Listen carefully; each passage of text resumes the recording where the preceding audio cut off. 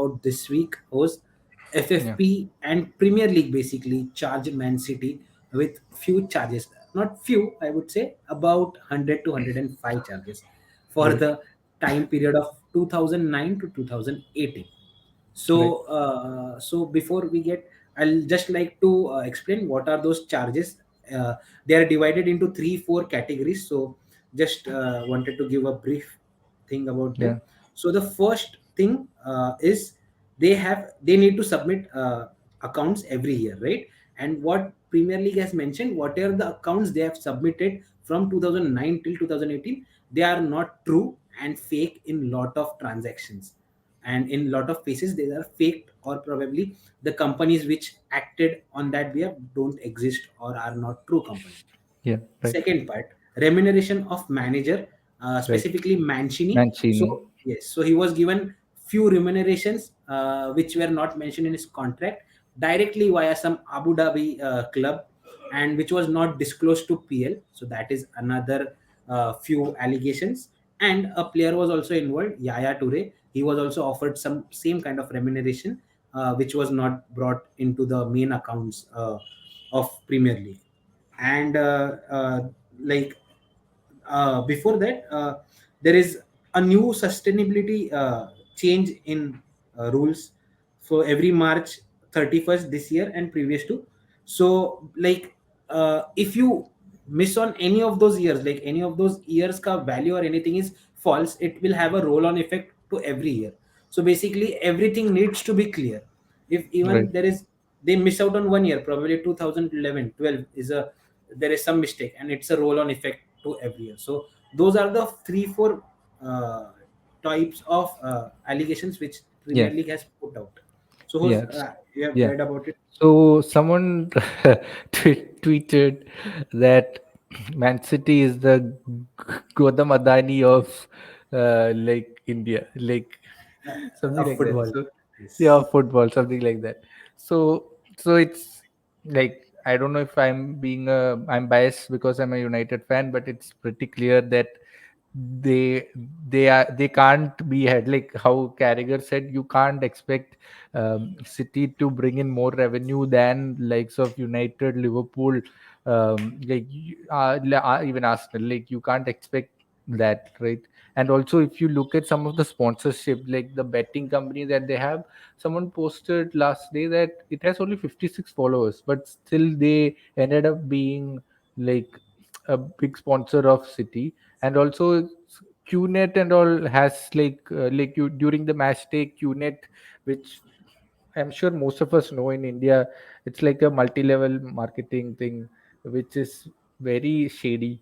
At least in India, if that is the same company, I'm not sure. But that QNet ad I used to see on the City like banners on match day. So that is pretty obvious and pretty evident, like how PSG had issues. The City also had, I'm sure, must have breached the FFP, and that's why.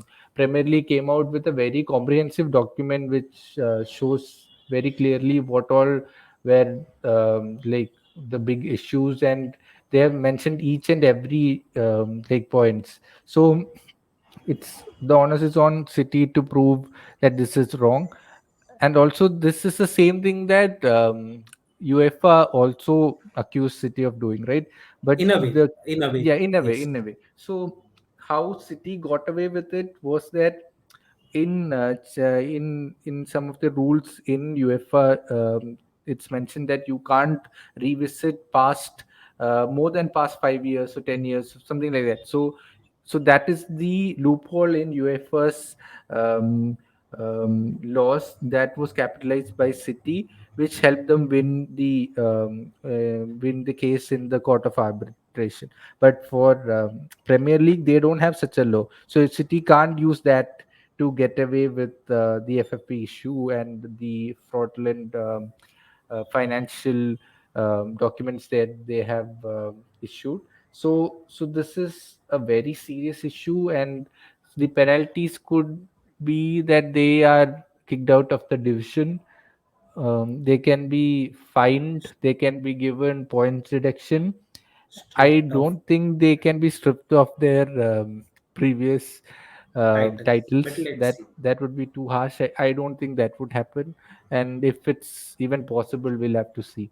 So yeah, so big offense, big accusations being hurled at City. So let's see how they react to this. Yeah, And they have said in the tweet and club statement that they welcome such an investigation, and that they are willing to put it once and all for rest. So let's see. They have hired a famous UK lawyer who owns who charges 40,000 per day, 40,000 pounds per day, something like that. So definitely something fishy. If not, they would never require such a high profile lawyer. But let's see what happens and how, if they can come out of it unharmed, whether might be just kind of a point deduction or something, might be the safest thing which they come out with, right, right. considering everything. That looks like the either a fine or points A reduction point. is the safest thing that they can hope for if it's true. Definitely. So we'll keep an eye, and this will take long. This won't end Right, in a month or two. This will be a long process because the whole report was done on a scale, like on a period of 4 to 5 years. So definitely the case will go long. Until then, we'll see. And if there are any major updates, we'll definitely cover. So, host, that's it for this podcast. Follow us on all our social media platforms. All the links are in the description box below as well. And that's it. We'll see you soon. Bye.